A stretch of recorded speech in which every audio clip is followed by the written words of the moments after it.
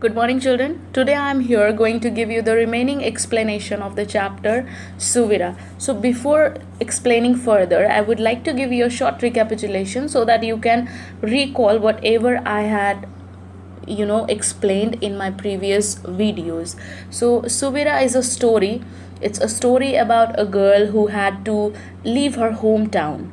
She had to leave her hometown along with her parents because her father had resigned from his job. For just because of some reason he had resigned from his job, and then they had to shift from their hometown to a new city. She was admitted in one of the best schools in Delhi, and on second day in her new school she found children practicing. They were practicing for inter-school athletics meet.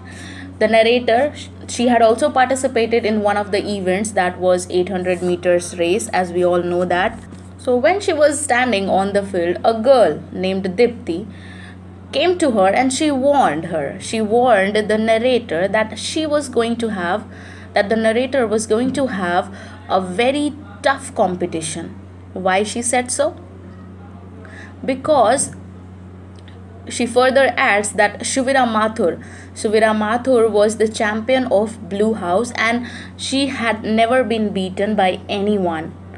And Suvira Mathur is only the one who holds the Delhi inter-school record for 800 meters. This is what she said. This is one of the narrator's schoolmates said to her.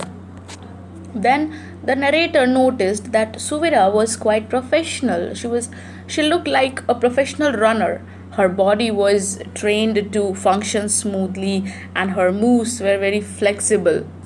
When Suvira was warming herself on the field, the narrator was able to notice all these things. Okay, she found this.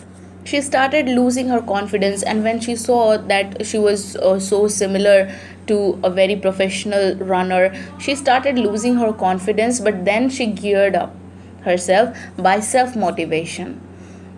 Then the race was announced and she had got lane 4. Finding Suvira next to her, she was nervous, but then she consoled herself by thinking that she could be anything but not a coward. She had to win anyhow. The narrator was aware of the unfortunate circumstances and the financial pressure which her parents had on them. So she determines herself that she has to live up to their expectations, live up to her parents' expectations, and moves ahead. So now let's start from page number 45. Now let's begin from page number 45. I would compete wearing my old battered spikes. Since I couldn't afford a new pair, I would wear my old spikes and I would win. Dear God, I had to win. So the narrator, she is ready to play with, she is ready to face, she is ready to compete with her old battered spikes, old damaged shoes, since she could not afford, her parents could not bear the expense of a new shoes. Her parents could not bear the expense, okay, of a new pair. I would wear my old spikes, and then she decides that she's going to wear her old shoes. Doesn't matter whether your shoes are old or new. If you are determined to achieve anything, you will definitely achieve that. Alright, and I would win. And she thinks that she will win, and she had to win. Dear God, I had to win. She thinks herself that she is going to win, and she has to win. On your marks. The starter's arm went up. The whole school ground went deathly quiet. Now, hearing on your marks, the starter's arm went up. And the whole school ground was hearing this. The whole school ground was deathly quiet, means it was very quiet. The whole ground had no noise at all. I crouched down behind the starting line. I tried not to look over to my right, but my eye caught the dark arm that had tensed, ready for action. So as Suvira was there running next to her, she was trying herself not to look at her right, but then her eye caught the dark arm of Suvira's dark arm that were tight and rigid, okay, and ready for the action. And hearing get set, I looked up, then every sense mentally circling lane 3 and fixing on the finish line. So hearing get set, she looked up. Then after she started in every way she started looking at the circling lane 3 and then fixing on the finish line, and then finally she looked at the finishing line. I was going to get there first, and she thinks herself that she is only the one who is going to get there first, ahead of everyone else. Everyone, including Suvira Mathur. My right leg was extended way back, my shoulders poised forward, the tips of my fingers rested on the red track, ready for takeoff. So now the narrator says herself that she is only going to reach there first to the finishing line and ahead of everyone, including Suvira Mathur. Now she is going to defeat Suvira Mathur also, and she will reach the finishing line before Suvira Mathur. Her right leg was extended backward when we are supposed to race, so we are, we have to sit on the finish. We have to sit on the starting line in such a way that our leg is extended backward, one leg. Okay, her shoulders were poised, means it was very composed forward, the tips of my fingers resting on the red track, ready for takeoff. So her tips of her fingers were resting on the red track, ready to take off, means to run away, to run off. Go! The starter's gun went off, and I was out of my blocks almost immediately, racing away. Now hearing go, okay, and the starter's gun went off. So the starter's gun exploded, and she was out of her blocks almost immediately, and she was racing away. She got up and then started running very fast.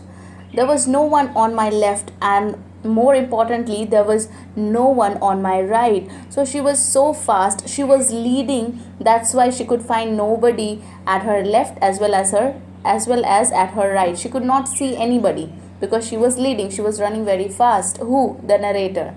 I was ahead and sprinting away. She was ahead of all, and sprinting away means she was rushing forward to the finishing line. The roar of the crowd was deafening. So the roar was so loud that it was ear splitting. It was ear piercing. So loud that one could lose its hearing ability. I was thinking of nothing now. She did not think anything of anything. She just ran, flying free, released. Then my ears began to register a throbbing sound. And she was running, not thinking about anything, and suddenly her ears began to register a throbbing sound, means beating with a strong regular rhythm. And what was that regular rhythm? Let's find it out. I frowned slightly as the single voice of the crowd's chant became clear. So she was frowned. She was full of displeasure. She was disheartened, a kind of. Why? A bit of. Yes, she was a bit disheartened because she was not able to hear a single voice about herself. I frowned slightly as the single voice of the crowd's chant became clear. She frowned means she was full of displeasure. Slightly means a bit of. Okay. Why? As the single sound of the crowd's chant, when the crowd's chant became clear to her, she was full of displeasure. She didn't feel good. Why? You know why? Because Suvira. Okay, there wasn't a single voice chanting my name. That's why she was frowned. She was also running. She was also doing her hard. She was also striving to win. Okay, she was also putting a great effort to win that race, but then only one name was chanted. That was Suvira's name, and just because of this reason, she did not feel good. Okay, there wasn't a single voice chanting my name, and that's what she admits here, that nobody cheered for her, nobody called out her name. They didn't even know my name and who I was. The reason also she knows very well, because she was a newly admitted student and nobody knew her name and who she was. Not even those of my own house. Even her own house friends did not know her name. To me, it seemed as if the whole school, the whole of Delhi, the whole of India, the whole world was chanting that one name. So she felt like, since nobody was cheering out for her, no, the narrator, so she felt that they all are calling out only Suvira's name, and she felt as if the whole school, the whole of Delhi, the whole India, I mean the whole world is chanting that one name, and that was Suvira. Not a single the narrator, not a single person chanted the name of the narrator. Okay, the chant was rising to a crescendo, and slowly the chant was rising to crescendo, means it raised, it elevated the chant. And I knew why. I could hear the drum beat of her feet as they pounded down lane 4 in hot pursuit.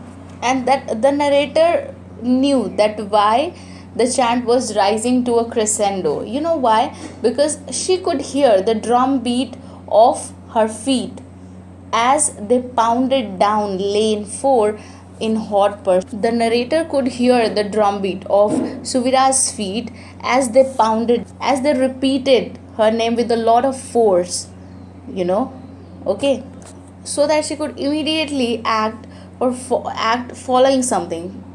She could immediately act for following something. Yes.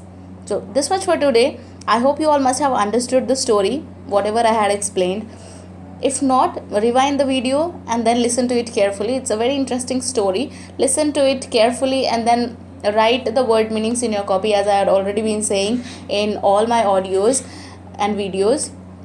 So there's a question: what does the narrator mean by the phrase "the crowd went crazy"? So find it out, read the story further and find it out. I'll be giving the answer of this question. So, well, take care of yourself and keep learning.